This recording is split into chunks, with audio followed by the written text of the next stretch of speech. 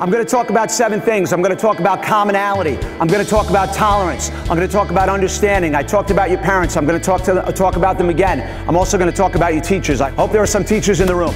30 seconds. You have 30 seconds. Turn to the person next to you. Find one thing you have in common with them. 30 seconds. Go. Something you have in common with the girl next to you? You're like, what? Oh, The Color Purple is the movie or the color? You like that, huh? Mr. Flood's approach was very effective. The humor integrated throughout was very nice. What I found actually is the whole presentation, Mr. Flood's whole presentation was very approachable, very accessible for middle school kids.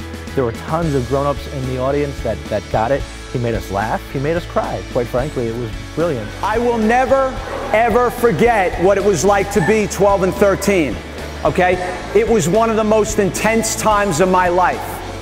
And it may be for you too.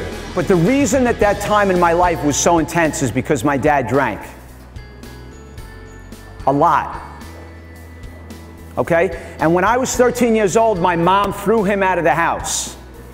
And I remember how angry I was that she threw him out of the house. Even though his drinking was horrendous, how much that affected me. How he was able to relay to them that he was 13 once and he does get it. And you could really, when Mr. Flood shared his story about growing up and his dad, you could see the kids even think, the wheels were turning, and many of them were saying to themselves, you know what, I have a situation at home that I deal with. Special needs kids, not just them, shy kids, kids who are socially awkward, they are just like you. Not here, here.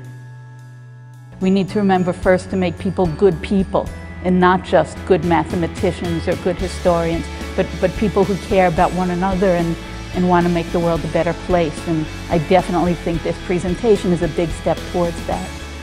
You're not your reputation. You're not your reputation.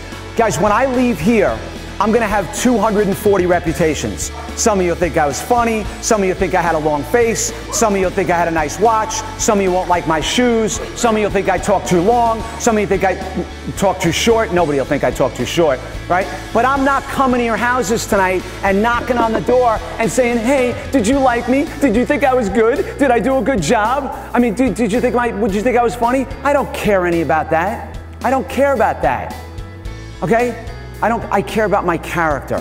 Your character is what you do when no one's watching. Okay, you're not your reputation. You guys like being challenged? Okay. I challenge you. You have 3 hours. You have to do this today.